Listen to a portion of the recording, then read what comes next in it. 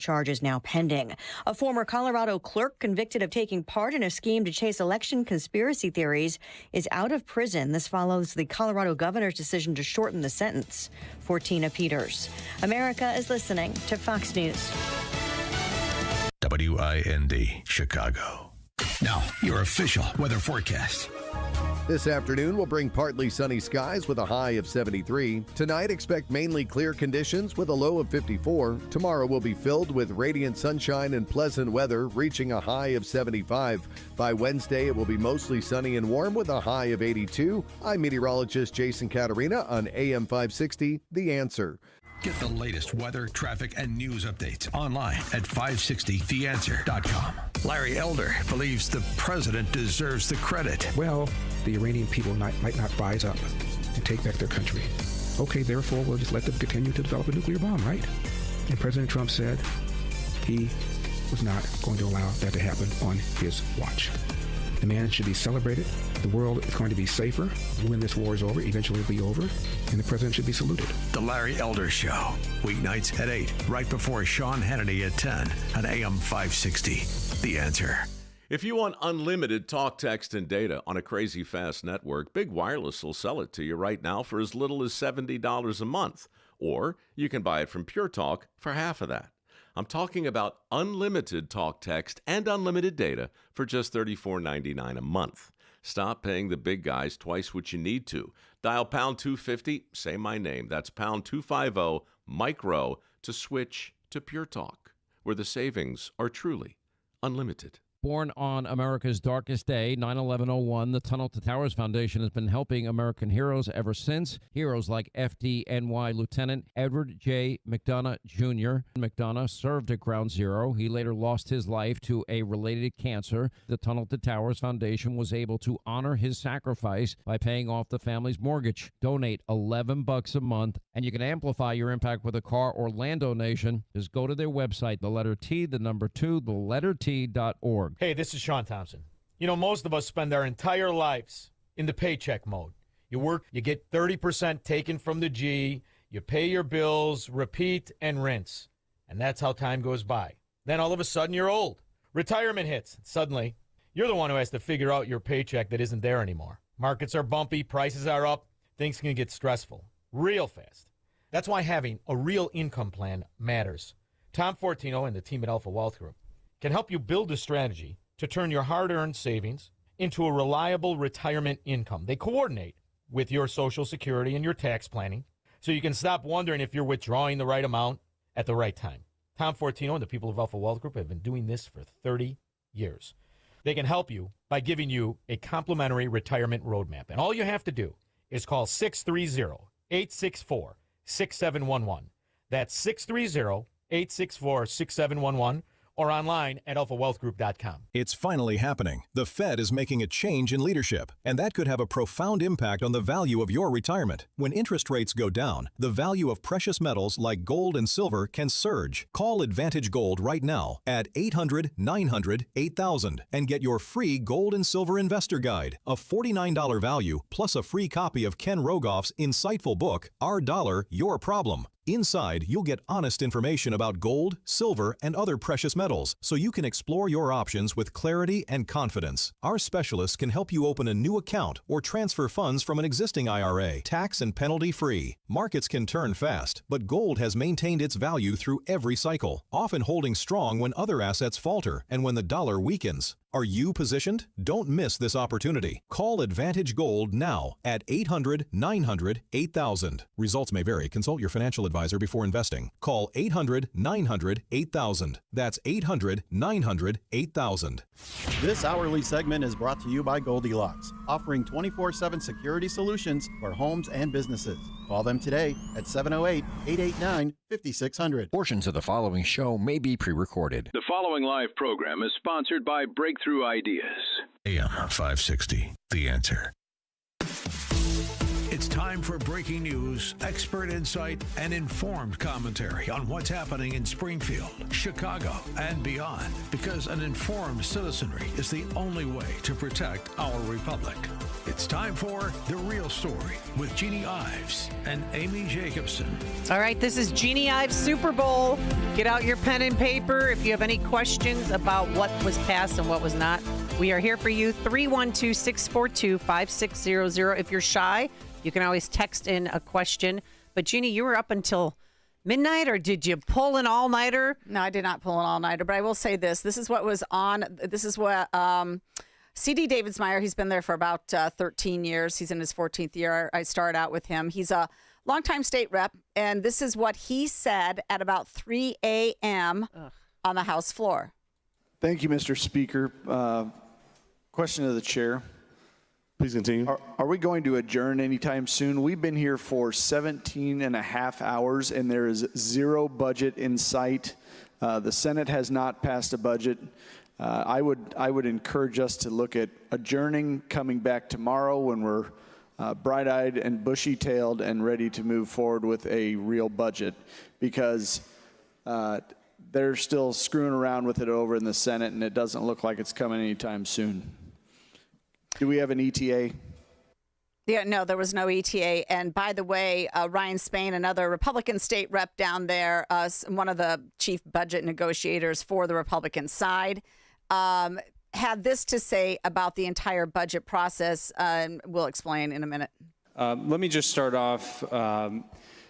We've both been here a few years now, and I can recall times where the sequencing of the BIMP may start first and then the budget goes second, or vice versa. But I'm struggling to remember a time where the BIMP is presented and considered in both chambers, but we're still waiting on seeing an actual budget from the other chamber. So can you update us on the status of the budget, which we expect to be House Bill 111?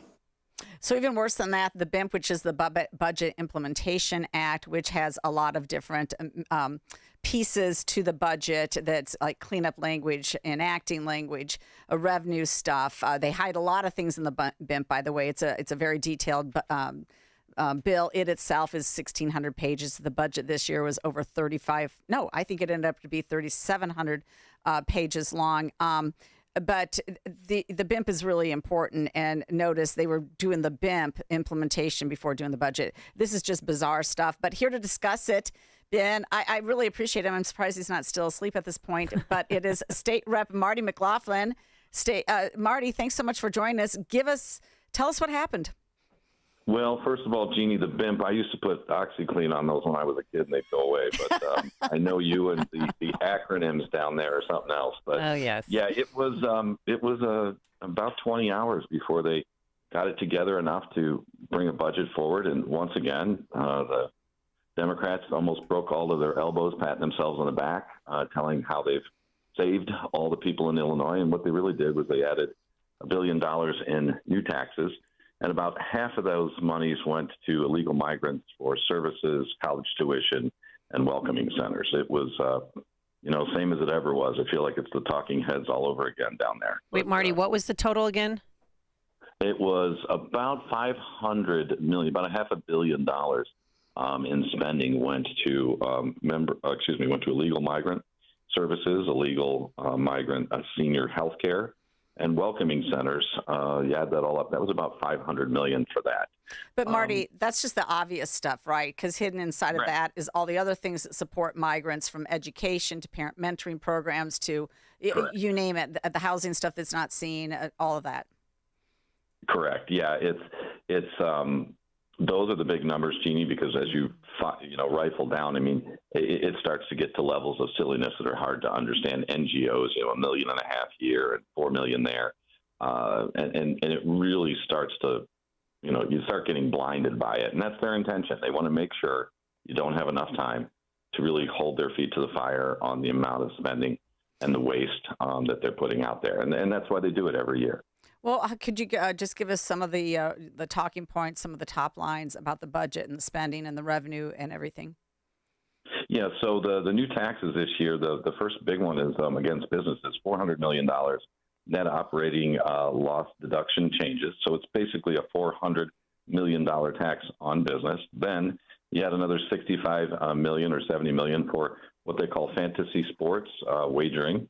That's another $65 million. Then you've got the shift of fuel tax receipts because they didn't have enough money. They start moving money around. So they've got another $160 million that they've moved there.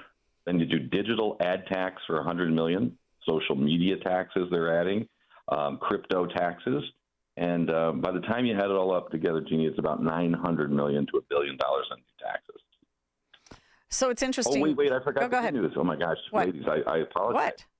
But they're giving us back 1.2 cents per gallon after July for just 6 months. So you'd put that in your gas tank and drive a block and a half. So that's what they're giving back. So that is their altruistic give back to the taxpayers of Illinois. They're putting a pause on the increase, which, as you know, Brad Hallbrook, State Representative, myself, and Chris Miller and a few others were pushing for. So we got that, but it's really a tiny give back after $1 billion. Besides that, were there any other wins, Marty? Let's see. Well, if you're an illegal migrant, you got to win on in-state tuition. So I'm not sure if Illinois State's going to be called Illinois State anymore or World State University. So we will be offering in-state tuition for anyone here who is a non-citizen. So that's a big win if you're one of those people, and we're all paying for that. So, that one. And I think the new fight song for that school will be We Are the World. So we're going to be paying for college tuitions for undocumented illegals at our state universities. So it was really something last night. And that's part of the $500 million in illegal services? No. That's that's the part extra. that Jeannie mentioned, that's the stuff you can't really even figure out what it's going to be as we move forward. And that's just exactly the intention. Look at the big number here, and 2 or 3 times that actually flows through for education and schooling and everything else. So it really starts to add up. Well, back to what they want to call revenue enhancements, because they don't like to call things a tax. Okay. It's a revenue Correct. enhancement. The $200 million social media tax, which is a tax on social media companies for every user in the state. Now, I listened to quite a bit of that debate, and it appears to me that the bill literally says, however, because it was asked a number of times, that social media companies are not allowed to pass that tax on to the users in any way or diminish what the current services are for the social media platforms that are in there. And I'm just wondering, to what degree are they going to continue to regulate private businesses? We're actually saying you cannot pass on this tax or fee. You cannot diminish a service. I mean, it was even more egregious than just the tax part. It was the fact that they're telling these companies you can't do certain things. Yeah, and I don't know how they're going to implement it, Jeannie, because, you've got border issues and location issues, and do I have my phone in Wisconsin, but yet I'm using it in Chicago. I've got my social platform. I mean, I'm paying for it out of, St. Charles, but I'm working in Wisconsin. I mean, it's really going to be a mess. And, I don't know, you guys country music fans at all? I'm a big Ella Langley fan myself. And, I keep telling everybody, unfortunately, last night we were choosing taxes, I can tell. Because it was pretty painful last night. I don't know if you're familiar with the choosing Texas, but unfortunately a few Illinoisans will be doing that as well over the next years after that. But you guys were able to give yourselves a raise. Oh, my God. I'm sure you didn't vote for it, but tell us how much of a bump in salary you all going to get. Well, 3.2%, because, all that hard work they did for 20 hours after. Earlier in the week, we had 30-minute and 12-minute. I call those short meetings, Jeannie, turkey meetings, because they gavel in and gavel out. I said it's a gavel. And, we're paying for all the, the stuff in between. But, 3.2%, ladies, I apologize. And I'm kind of ashamed. In Iowa and Wisconsin and Indiana, I think the high number is 51,000 and the low number is 28. Well, we've doubled that here. We're just over 100,000 for a part-time job. It's really shameful, and it's got to stop at some point, and hopefully the voters will wake up, throw these bombs out. But wait, that's not all of it, okay? Let's just be honest. First of all, and I am not complaining one bit, not one bit. But when I left in 2018, the pay was $67,836. That's a so big it's jump. up 50% over Pritzker's Yes, time yes. frame. It's up 50%, but that's not all. They also increased per diem allotments. They increased mileage allotments. They increased your district office allotment to what I think it's $179,000 to run your district. When I was in office, it was $69,000. And I got rid of my district office for the last 2 years because nobody showed up in it. So Well, I would meet Jeanne, constituents at the library. I would meet, like, you want to meet me? Here's my office hours at the public library. I don't need an office. I don't need a district guy crazy. because there's somebody in Springfield full-time sitting there doing nothing, and they can answer the phone and take constituent calls. But they don't think this way. Yeah, my experience was slightly different, Jeannie, because of IDES. When they screwed that all up, I had like thousands of people calling my local district office, and it was a complete mess. If you remember IDES. Yeah, but you don't have that now. $4.5 billion in fraud. Oh, no. I'm just telling you when I started. Okay. And the number was the same. Great, 5 years ago, 67,000. You are correct. Yeah, but they I know, and so they've gone up, and then on top of it, if you're a committee spokesperson, you get an additional $10,300 compensation. So most people down there are making $112,000 minimum, plus they're getting pension and health care. In many cases, a lot of people have waived off the pension part, but many of them are taking the taxpayer-funded health care. I mean, this is crazy town. Yeah, it's got to stop. And I'll tell you, you mentioned CD and Ryan Spain. They've been there a long time. They do a pretty good job. This was the second year in a row that we did not give a response to the Speaker of the House on the floor from leadership. There was no response. And it's really a lost opportunity to tell what our Republican principles are and to contrast what we stand for versus what occurred, which is reckless spending, disregard for the taxpayers of Illinois. Speaker Welch got up and started talking about how wonderful everything they just did for all the residents of Illinois. Well, and our leadership was off the floor and did not come back and make any comments, which that to me is lost opportunity. Well, I'll tell you what. Another problem I had because I watched a lot of the committee hearing and the floor debate, House and Senate, and more so in the House than the Senate. But there was way too chumminess, way too many pats on the back for the Democrats, way too much. Thank you for bringing that bill forward. Okay, thank you for your comments. I would not thank them one bit for what they just did to the people of the state of Illinois. Right, Marty? Record budget. Yeah. Record budget again. Well, you're talking to the person that's the oldest serving non-spokesmodel, as I call it. I'm not on any of those additional committees because I'm being punished for telling the truth by our own party in many regards. But yeah, when they start thanking the other side, it really makes my blood boil. So we've got some improvements we need to make down there, but that's kind of the base report from the front lines. I wish there was better news. No bears because we screwed up. The language was screwed up because the property had a little bit of lake and a little bit of Chicago, and they didn't realize that until 3:30 in the morning, so they couldn't move the Bears forward. There were too many changes they need to make, so we didn't even call the Bears question to the floor. So it passed in the Senate, but not in the House. And, of course, your guy, Speaker Chris Welch, he had one comment to say it was quick, and it was, I don't know what he meant. There's a lot of work still ahead of us. We'll continue discussions on a number of issues, including our approach to the Bear Stadium question this summer. So you going back this summer? Boy, I hope not. Springfield isn't someplace I like to be that often, especially in the middle of July. So hopefully not, but it wouldn't surprise me. Nothing surprises me with these people. They couldn't run a lemonade stand. And once again, they proved that right the other night. It's just shameful because the people of Illinois work so hard for their money. These people spend it with such disregard. There's such a lack of respect for process, and there isn't a process. Jeannie, I didn't work under Madigan, but I did hear one thing, that it certainly the process was a little more straightforward. There is no process. It's a complete mess down there, and that's why everything is so disorganized. Yeah, I would absolutely agree with that. He had a little bit more of an iron fist on things. I want to get your reaction to this. This is Adam Niemerg on the marijuana bill. Some things that they did here in the last several hours, instead of working for tax breaks for working class families, they passed a bill to keep cannabis stores, pot stores up till 2 in the morning, and you can carry up to 60 grams. That's 2 handfuls full of marijuana that you can carry on your person now. They wanted to get that higher. That'll really fix the problems here in the state.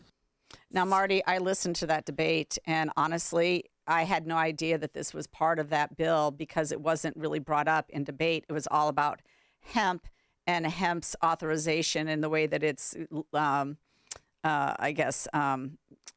what am I saying? The way that the law works with hemp, all matching with the federal government. So what is this? Yeah, hemp was a big problem, Jeannie, over the last 3 years, and I brought it forward because there was so much unregulated toxins and poisons in the hemp, and it was really kind of a black market. It was hurting kids in Chicago. They could walk into a gas station and buy what really is not only an unregulated product, but something that could really harm them. So I think a year ago, brought it forward saying, when are we going to get this hemp under control?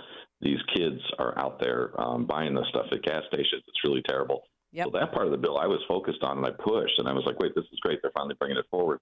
And to your point, this idea of all the other stuff that had to come with it really wasn't anything I was interested in, but I certainly was interested in regulating hemp to protect kids in Chicago.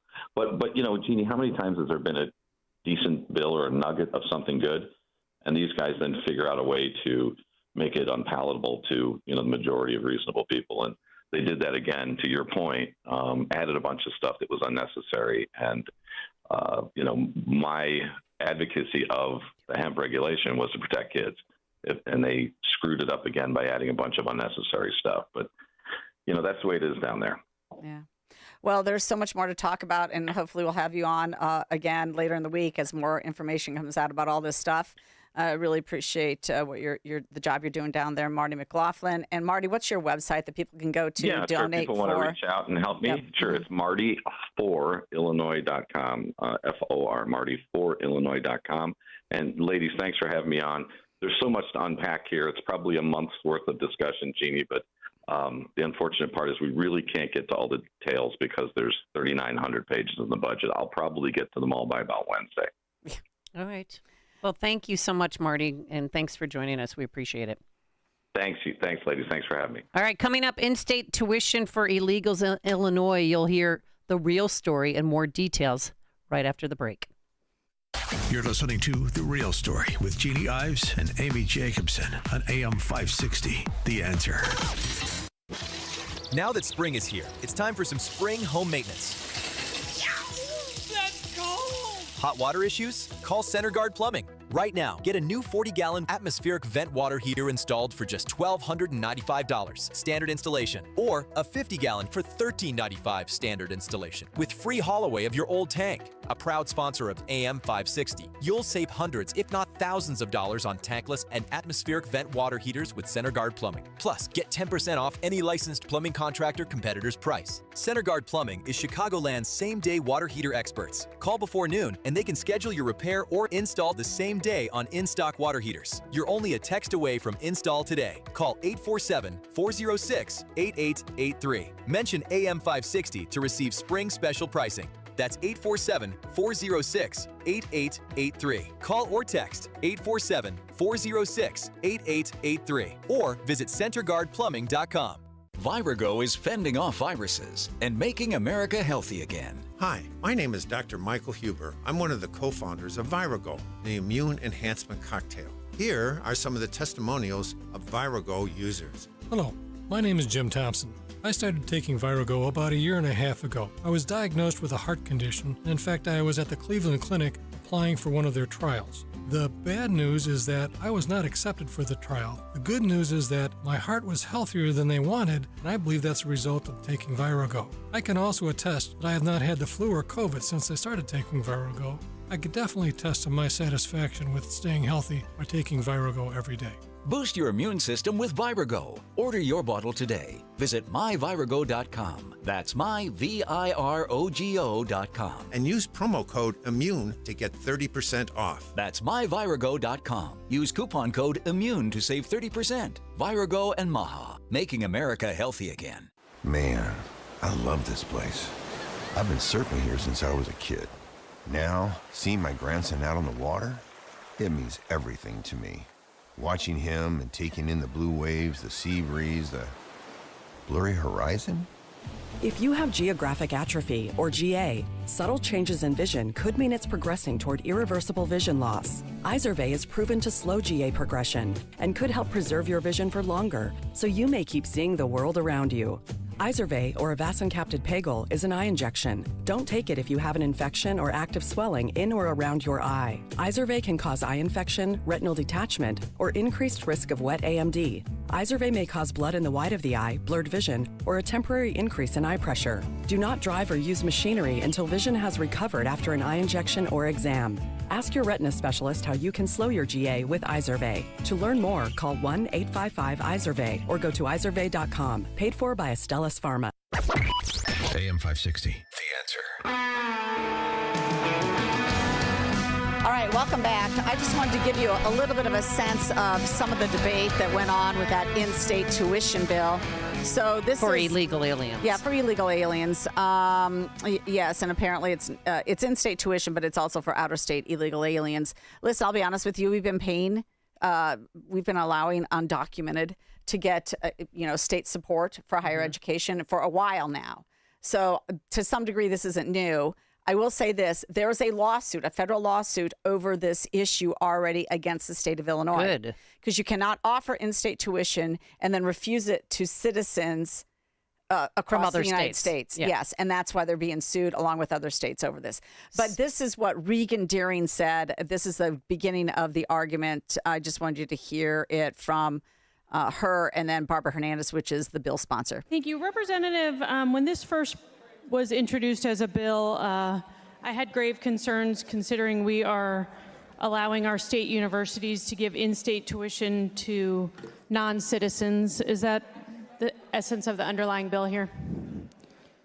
So it's a yes. It is a yes to the question, but it's also a no. So the yes is, so this is removing that requirement of residency across the state for students, but they still have to go through all the requirements, meaning they have to finish high school in Illinois in order to qualify for this. But it is removing that residency requirement, like I mentioned. So non-citizens are still getting in-state tuition as compared to American citizens from other states that we were required to pay out-of-state tuition. Is that correct? That is correct, and mainly because we do have a lot of undocumented population that has, maybe were not born here, but have been in this state for many, many years. Yeah, to some degree, it doesn't make sense because they have to have completed high school here, but they're also not considered a resident here, and residency doesn't follow citizenship all the time. So there's a little bit of a disconnect, but earlier on, they said this was a cleanup requested by the Attorney General to try and make things, I guess, more legal for them to do this, but still they're getting sued over it. I mean, that's sickening that you could be here illegally from, say, Minnesota or Iowa and then get in-state tuition in Illinois. And I'm sure I'm going to check and see if Minnesota does that because I'm sure Tim Walz. I mean, that's... Well, we've got a lot of text messages coming in. We've got some phone calls lining up, but we're going to have State Senator Jason Plummer on after this to continue the conversation. We'll get to your questions about the Bears Stadium and the last-minute proposal that was done in the Senate, and we'll get that from Senator Jason Plummer.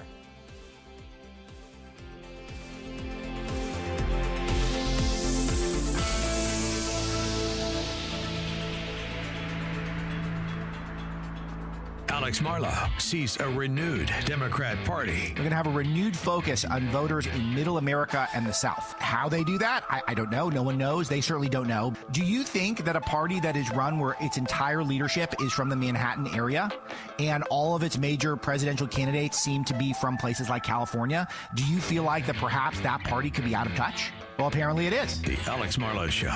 Afternoons at 3, right before Sean Thompson at 4 on AM 560. The Answer.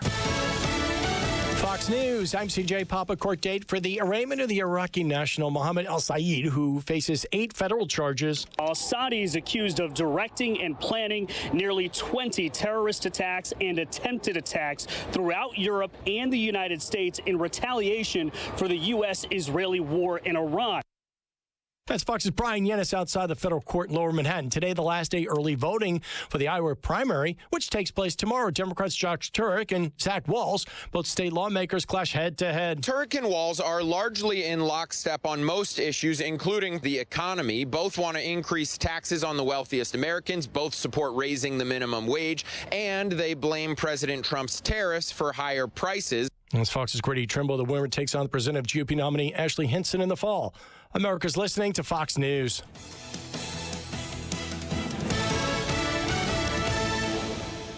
Now, your official weather forecast. This afternoon will bring partly sunny skies with a high of 73. Tonight, expect mainly clear conditions with a low of 54. Tomorrow will be filled with radiant sunshine and pleasant weather, reaching a high of 75. By Wednesday, it will be mostly sunny and warm with a high of 82. I'm meteorologist Jason Caterina on AM 560, The Answer. Get the latest weather, traffic, and news updates online at 560theanswer.com. Amazon Business. Unlock smart business buying with fast, free delivery on millions of items and practical AI innovations that automate repetitive tasks. Learn more at amazonbusiness.com. If you're over 65 and struggling with knee pain, Joint Relief Institute offers a guaranteed way to treat it. It's non-surgical and often covered by Medicare and private insurance. It's JRI's Joint Arthritis Treatment, knee lubrication placement that's so accurate, it's 100% guaranteed and can relieve your knee and shoulder pain in 10 minutes or less. Book your risk-free consultation today and get back to walking, golfing, pickleball to cycling without pain or medication. Call 708-315-6800. Meet the provider, get an x-ray and joint consultation. Why wait? JRI has treated over 30,000 Chicagoans and performed over 400,000 procedures. You could be next. Over 5,000 five-star Google reviews can't be wrong. Stop living in pain. Call the Joint Relief Institute today, 708-315-6800, or visit jointreliefinstitute.com. Locations in Glenview, Oak Brook, and Orland Park. That's 708-315-6800 for the Joint Relief Institute. Medicare and most private insurance plans accepted. The following is a real-life story from Trinity Debt Management. When I was feeling the stress of too much credit card debt, I looked at two different options: debt settlement and debt management. They may sound the same, but guess what? They're not. Debt settlement seemed like a quick fix, but I found out it would destroy my credit, create tax headaches, and hit me with huge fees. They actually told me to stop paying my bills. No way, not me. Then I turned to a debt management plan developed by the team at Trinity. They worked with my creditors, lowered my payments, reduced my interest, saved me thousands, and paid off my debt. And Trinity is a Christian company, which is important to me. If credit card debt has you down, call Trinity at 1-800-990-6976. My name is Heather. Please forget debt settlement and remember Trinity Debt Management. 1-800-990-6976. Have you been watching gold and silver lately? Hard to ignore. Back in January of 2025, silver was under $30 an ounce, and now it's more than doubled. Again, not bad, right? Some experts say this bull market is just getting started. Others say it's a good time to take some money off the table.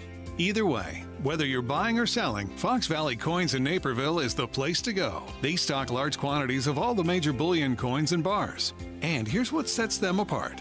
Unlike places that only pay melt value, Fox Valley Coins pays more for high-grade coins and scarcer dates. That's real money left in your pocket. They also buy scrap sterling flatware, jewelry, silver-plated items, and old proof sets. And they specialize in U.S. and foreign collector and investment coins and currency, both buying and selling.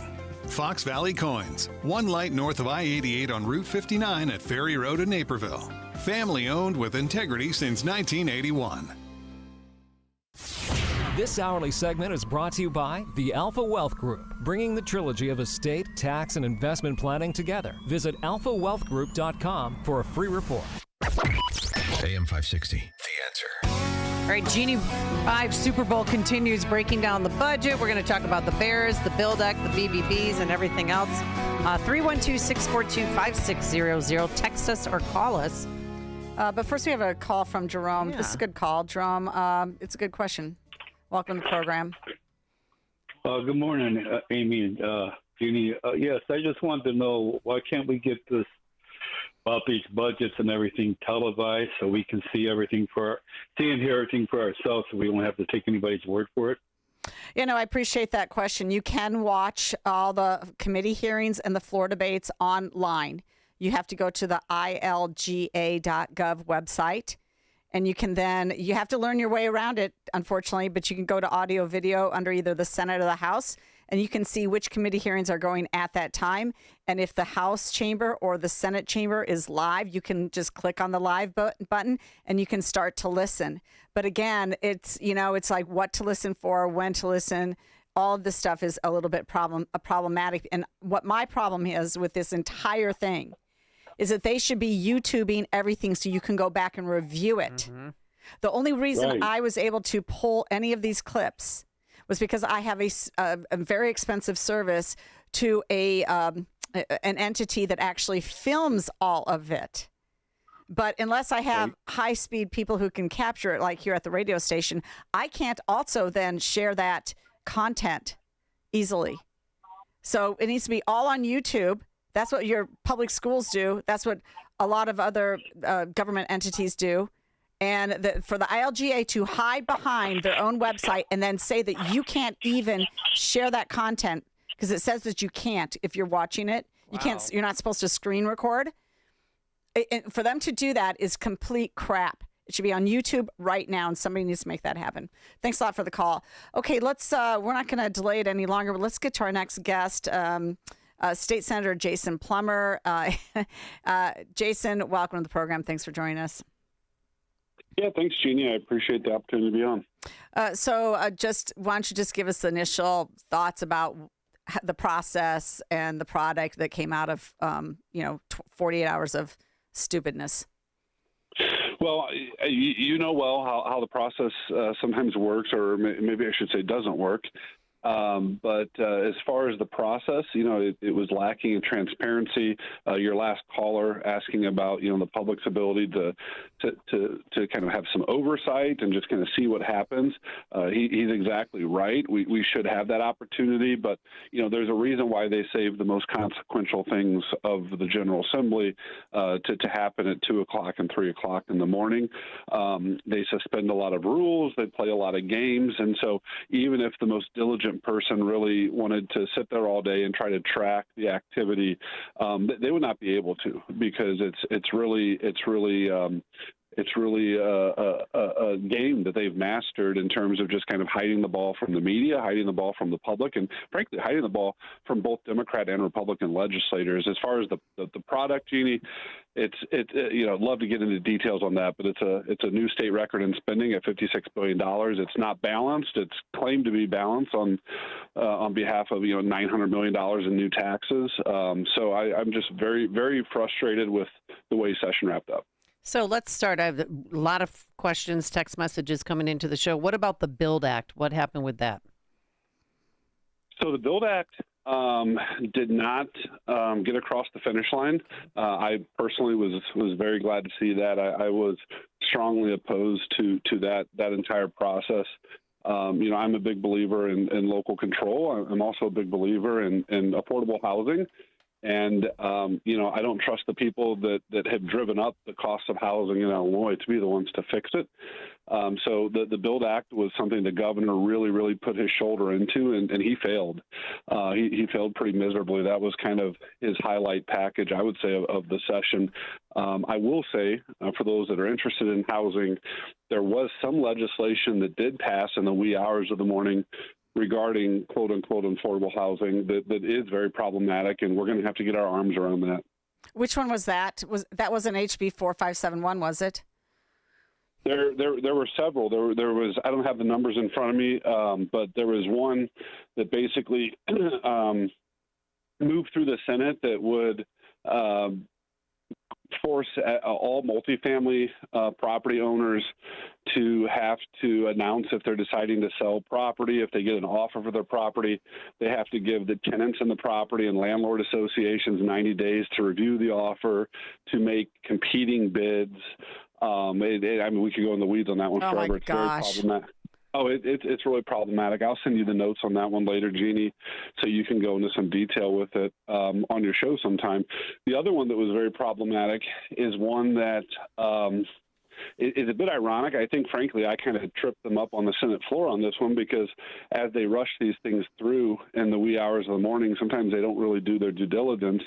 And it is a package that they claim would prohibit institutional owners from consolidating a lot of single family houses or multifamily properties in Chicago. I'm sorry, all over the state. But in Chicago, a lot of our state pension plans and pension plans from other states as well, but let's focus on Illinois pension plans, including IMRF, the Teachers Fund, et cetera, they have exposure to real estate that would already be in violation of this legislation. And so the bill as passed would actually seek significant fines on Illinois pension plans, which I found to be a bit ironic. Okay, without further ado, because everybody wants to know, help us. Talk to us. I mean, this is Cunningham on his Bears project, short clip. Which would then allow the Bears, should they choose to enter into an agreement with the municipality, to privately finance the stadium, and then the stadium would be owned by the municipality. Because it would be a public building, it would not pay any property taxes. Okay, so what happened at the last moment there with this I think it's a terrible project, the Bears project, that passed the Senate, but not the House? So the bill got through the Senate. It was not called in the House, which I think just speaks to, we talked about the BUILD Act and the governor's kind of capstone piece of legislation, and he failed. The governor failed to show up on the Bears piece. I was talking to Chicago media last night, and they said, what happened? And I said, look, the Bears have a quarterback on the football field, but they didn't have a good quarterback at the Capitol. And, I think a lot of us were extremely concerned about that project. It changed a lot. Going back to transparency, if a citizen wanted to watch that process, they would have been just completely confused by it all. The bill that ultimately dropped in the Senate was stripped down. As you may recall, at one point they had star bonds and mega projects and everything else tied up in this Bears legislation. The bill we voted on, I voted no, but the bill we voted on in the Senate was a stripped down, kind of, I would say, almost standalone Bears bill that basically created a bake-off between Chicago and Arlington Heights. Frankly, any community in Cook County that was entirely within the boundaries of Cook County and it had a population of 70,000. So that would have also included Schaumburg, Evanston, and Cicero, I believe. I think there were 5 communities that qualified. But the reality was it was between Chicago and Arlington Heights. Got through the Senate, failed in the House. That bill would have caused significant property tax issues, I think, for the people of Arlington Heights if that would have gone forward. As far as the rest of Illinois, the devil's in the details. And they said that the Bears were going to pay up to $2 billion for their stadium. There would be no state dollars. But they did not address infrastructure. They did not address the traffic studies that we knew would have to come. Those traffic studies would be used to force somewhere between $500 million and $1 billion of state infrastructure dollars. And then the biggest thing I was asking was one of the most recent NFL stadiums that was built was SoFi Stadium out in Los Angeles, which was predicted to be a $1.85 billion stadium. And with cost overruns and everything else, it became a $5.5 billion stadium.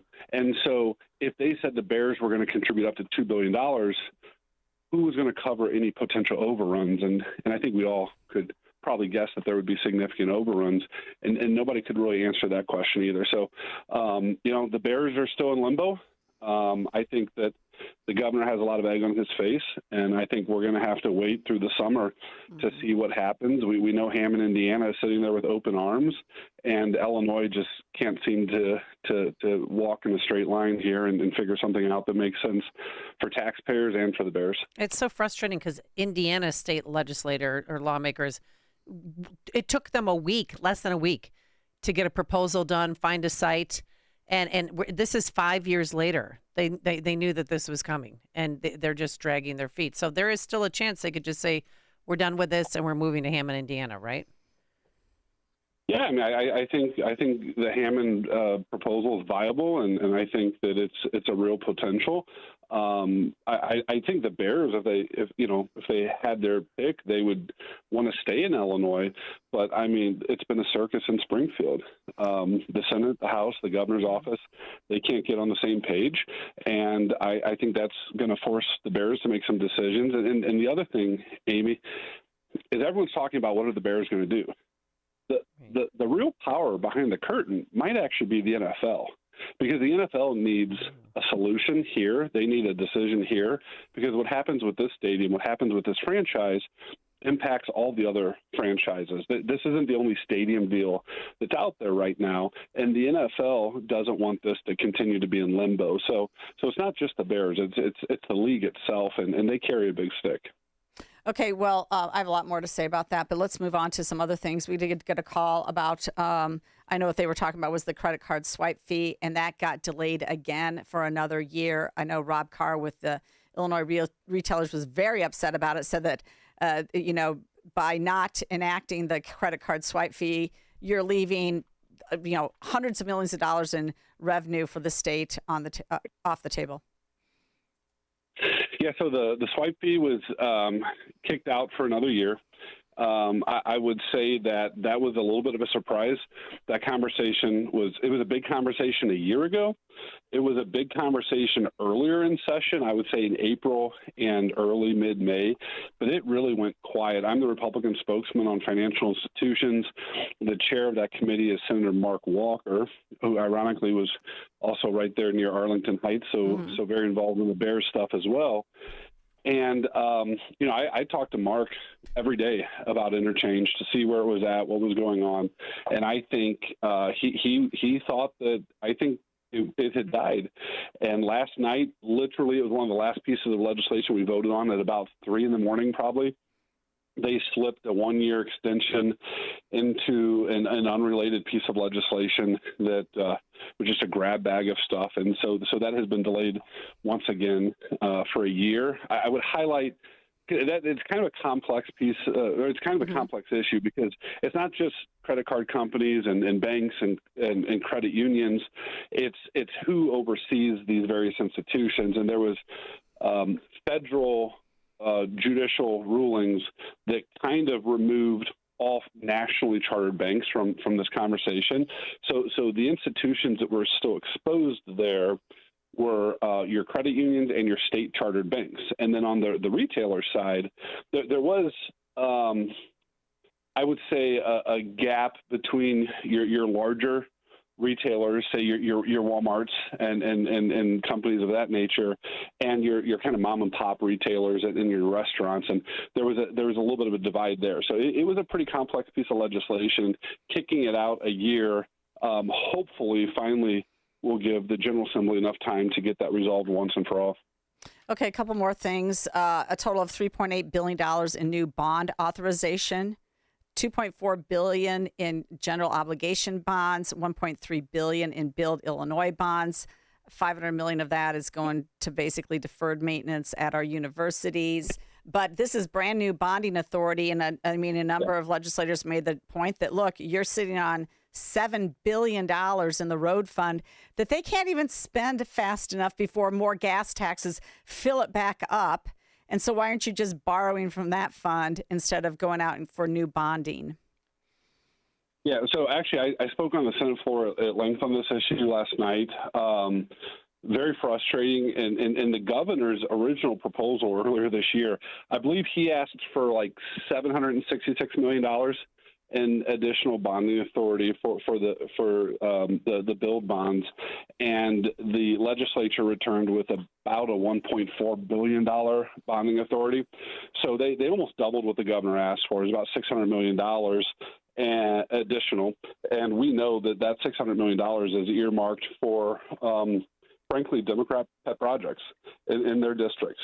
Yeah, it's called the Democrat slush fund, isn't it? It's 100% a Democrat slush fund. Mm-hmm. And, this isn't cash in the bank. This is money we're borrowing on the backs of future generations to pay for political pet projects. And it truly was, trust me, no one bangs on the governor more than I do. But the governor was actually more fiscally prudent than the legislature on this issue. And if the governor is more fiscally prudent than you on anything, I think you need to look in the mirror and reevaluate your thought process. Well, Governor Pritzker's claiming victory today, sending out an email saying for the 8th consecutive year we have a balanced budget. Do you think that he even knows what's in the budget? No, he doesn't know what's in the budget. And I think Jeanne probably knows what I'm talking about here, but I am so sick and tired of people saying that our budgets are balanced.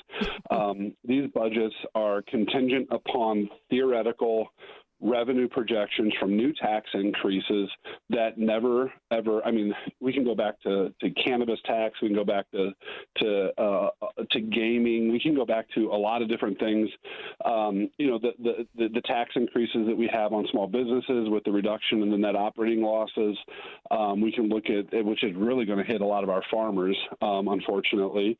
We can look at all of these different new revenue items, i.e. tax and fee increases, and supposedly that balances the budget. Well, those things aren't even in effect. We don't know if the numbers are real. They usually aren't real.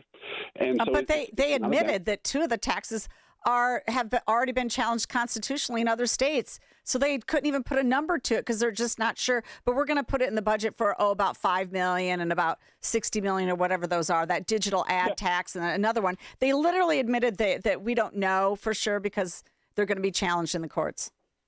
Yeah, absolutely. That's what I mean. So anyone that says it's a balanced budget, it's just demonstrably false. And on top of all that, you just mentioned, we were talking with the road fund and how much money is there.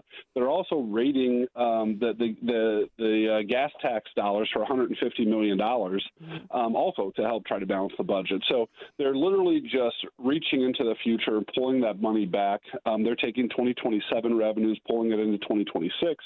They're hitting the gas tax money that's supposed to be earmarked to road projects. They're raising taxes on businesses, on families.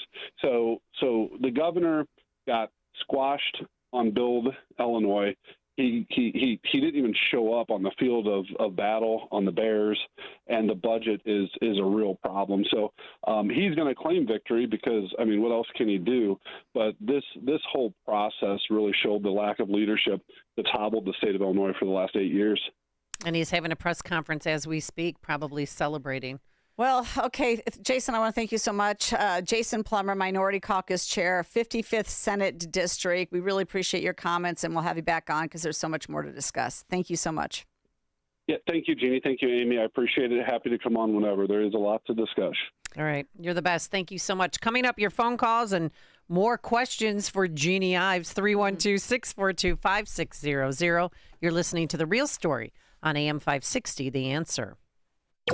Don't believe the official narrative? You've got the real story on AM 560, The Answer. You've probably heard all those ads for life insurance. Just a few dollars a day, apply online in minutes, no medical exam. Simple, easy, and cheap, right? Now you're thinking, maybe I should get a quote. Well, smart thinking. Everyone should have life insurance. But here's what they don't tell you. Those few dollars a day rates, they're for young people in perfect health. That's why everyone calls Big Lou the 50 to 60-year-old not-so-perfect candidate. Like you. You take prescription meds, and you're overweight. Winner, winner, fried chicken dinner. Well, Big Lou works with life insurance companies that want people like you, with no surprises after you apply. In fact, if you're a 50-year-old guy with a few health glitches, Lou could probably find you $1 million of term life coverage for about $200 a month. So, yeah, you need life insurance. But unless you're young and healthy, you gotta call Big Lou, because he's like you, older, heavier, and on meds, too. Get a quote right now at 800-555-2085, 800-555-2085, or biglou.com. Hi, I'm Ken Mariotti, owner of Woodland Windows and Doors, a third-generation family-owned business since 1969. We know you're bombarded by choices when shopping for new windows or doors, so we're inviting you to experience the Woodland difference. For decades, we have been transforming living spaces with Marvin Windows, a fifth-generation family business. Marvin replacement windows have been known to increase the warmth of your cold rooms by 10 degrees. Think about that, 10 degrees warmer. When you welcome Woodland into your home, you will get a product expert to transform your living spaces, full-time, dedicated professional installers that you can trust in your home, along with the best products like Marvin. These are the reasons we're proud of our 5-star reviews and family legacy. No gimmicks, no pressure, and upfront pricing are why Woodland Windows and Doors is your trusted window and door expert in Chicagoland. Visit woodlandwindows.com to book your free in-home expert consultation. That's woodlandwindows.com, or stop by our showroom at the corner of Lake and Geary in Roselle. AM 560, The Answer. All right, very quickly, let's go straight to the phones here. We've got Mike in Yorkville. Mike, welcome to the program. Good morning, ladies. You know, every day you guys have a program, it just reminds me of just how I need to get out of Illinois. I would miss listening to you ladies and all the other people on AM 560. Of course, you can listen online. But the problem is, how do we fix Illinois? And you really, the Republican leadership has to do some really radical ideas and put the messaging out. One of them has to be on property taxes. Sorry, I'm a guy that believes property taxes are pretty much illegal. You bought your house once, you could pay taxes once. Shouldn't ever be an annual tax, ever. Yeah, and, you get the people that cry it. Oh, what about the schools? What about this? Figure out another way, but stop going to these people. I made many examples of why. Say you bought a house for $500,000. 5 years later, you sell your house for $550,000, but your annual taxes were $10,000 a year. How much profit did you make on your house? Zero. But sure enough, the federal government will look like you made $50,000 in a gain, right? Yeah, I know. You never did. No, there was zero property tax relief for any Illinoisan in this budget. Yeah, Mike, I appreciate your phone call, and certainly we need to do a better job messaging. But I got to tell you, I mean, come on. If you're a voter in the state of Illinois and you don't understand what's going on, I'm sorry, you're the problem. You're seriously the problem. We've been talking about this. I ran a decent campaign a couple different times. You ran a great campaign. I mean, and people it's the unions. They're so afraid of the unions. The unions control this stuff. And maybe Illinois it has obviously not hit rock bottom. It needs to very quickly. So listen, we've got so much more to talk about. Do you know that they are going to regulate the term preschool? Excuse me? They passed a bill regulating the term preschool, and this is to get out at private religious preschools.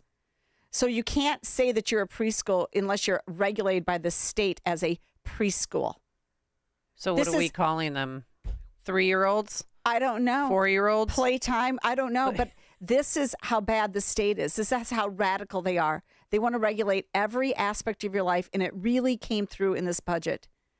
There's so much more to talk about. We're going to have it all for you. We're going to continue to talk about this at least through this week and probably longer because there's a lot more than just the dollars and cents. There's so many other bills like the one I just said. All right. Thank you so much for making us part of your morning. We're back here tomorrow morning at 11 a.m. God bless and God bless America.